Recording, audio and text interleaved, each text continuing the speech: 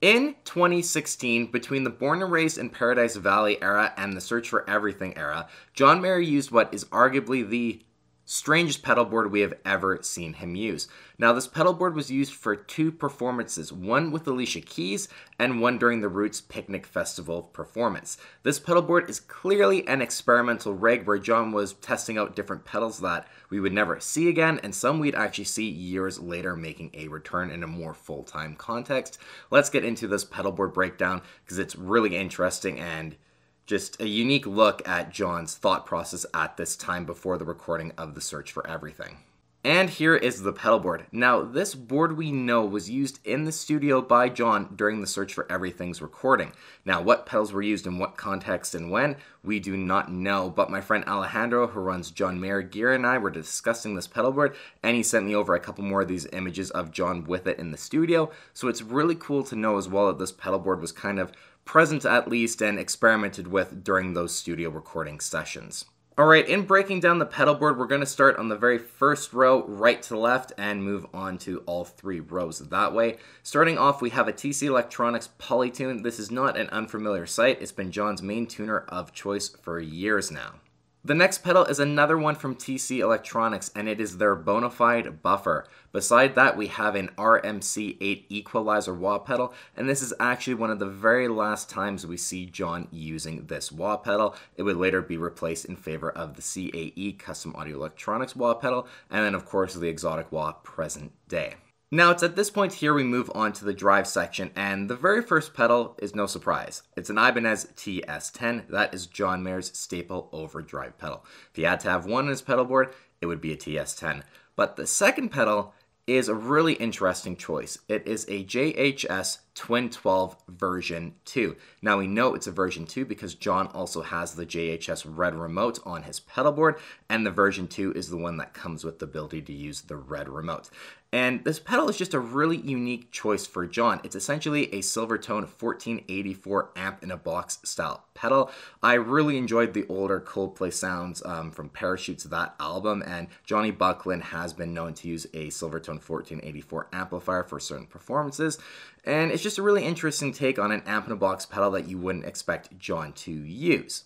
The last thing I'll say in regards to the Ibanez TS10 and the JHS Twin 12 is that during the studio sessions for The Search for Everything, when this pedalboard was used at least, John had swapped around the order of the TS10 and the Twin 12, where the Twin 12 was going into the TS10, not the other way around on the live performances. Just an interesting thing to note.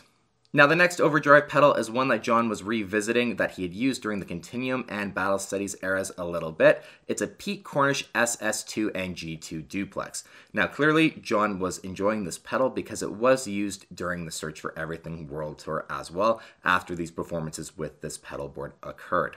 With the first row of the pedalboard out of the way, now let's move on to the second one. And we have a Boss OC3. That pedal is no surprise to be seen on a John Mayer pedalboard. But the next one it's the JHS Prestige Boost. This pedal taking place over the Keeley Katana that is just a staple for John Mayer's pedalboard. And this is the very first time we actually see John using the JHS Prestige.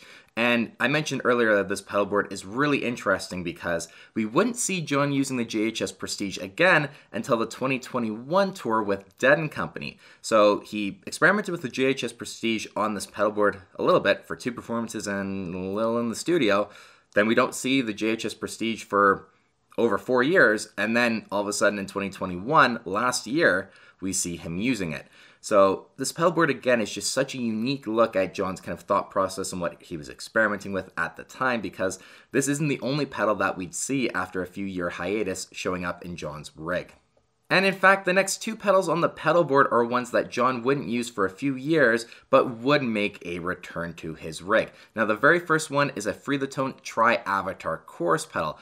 And chorus in John Mayer is kind of a really interesting thing. Of course, during the sob rock era, chorus was all over that record. But John really first kind of started using chorus for Helpless mainly during that solo. It was very subtle, but it's there on the studio version. And live, of course, you could hear it, and a lot of performances during that era, it sounded absolutely fantastic. Now, I always assumed John was using the full-tone TREC rack unit in studio for Helpless. But the fact that we know that he was using the Free the Tone Tri-Avatar on a board that was released in the studio means that there is a slight possibility that maybe this was actually the chorus effect that was used on Helpless. It's pretty much impossible to say, but kind of realizing that this board was used in the studio, that's one of the very first things that popped in my mind with this chorus pedal. Now, the Tri-Avatar chorus would make a return during the last leg of the 2019 World Tour for one of John's chorus pedals. And so again, really interesting that in 2016, he used it for a couple performances, experimented with it in the studio. We don't see this pedal again until a couple years later. And as I mentioned, the next pedal here, the Exotic X Blender, is another one that we saw experimented with on this pedal board in 2016, but then made a return years later. Now, the Exotic X Blender we first saw in 2022 for the Palladium show right before the Saab Rocket Tour kicked off, but then we saw it used for Dead & Company as well here in 2022. This time, though, it was in the rack unit and not on a pedal board. And this is the earliest time, too, that we know John has used an exotic product. Of course, now he's using the Super Clean as well as the Super Sweet once or twice, I believe, and of course the XW1 wah pedal. So John clearly is enjoying a lot of the products Exotic is offering. And lastly, on the pedal board here to finish off the second row, we have a Strymon Lex. We know John was using this during the Born and Raised Paradise Valley era for Love is a Verb, that beautiful rotary sound. Now, moving on to the third row here, the very first two pedals are ones that are just staples for any John Mayer pedal board. We have the Electro-Harmonix Qtron Plus as well as the Strymon Flint. But the next pedal here is one that is really interesting to see on this pedal board because it's the New Neighbor Slate. And this is the very first time we see John have this on his pedal board. Now, if you guys have seen the video that I did on Love on the Weekend and this pedal and the tones from it, I'll card it up above and you guys should give it a watch. We know that John bought this pedal, plugged it in, and used the reverb algorithm, and essentially Love on the Weekend was born. So maybe around this time is when he started writing and figuring out Love on the Weekend, because if it was on his pedal board, we know that he was probably experimenting with that reverb sound.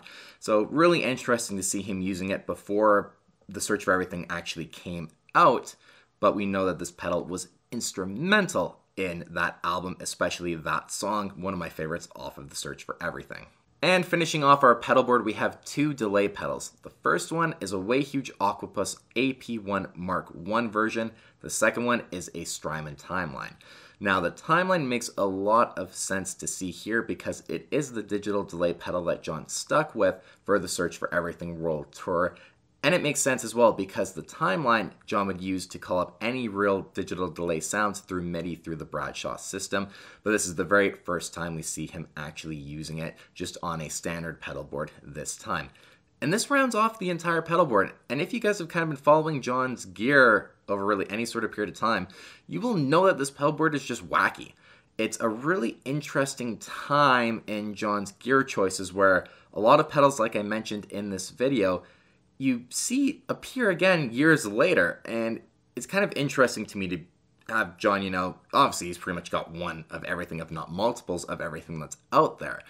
But to see him use a pedal like the Tri-Avatar Chorus, for example, for some chorus, but then not use it during the Search for Everything World Tour, and then bring it out for the last kind of half of the third leg of the 2019 World Tour, I don't know, it's just interesting, and it's kind of cool to see, okay, you know, that actually wasn't the very first time he experimented with using that pedal. He actually experimented with it on this just wacky, kind of out-of-the-box pedal board.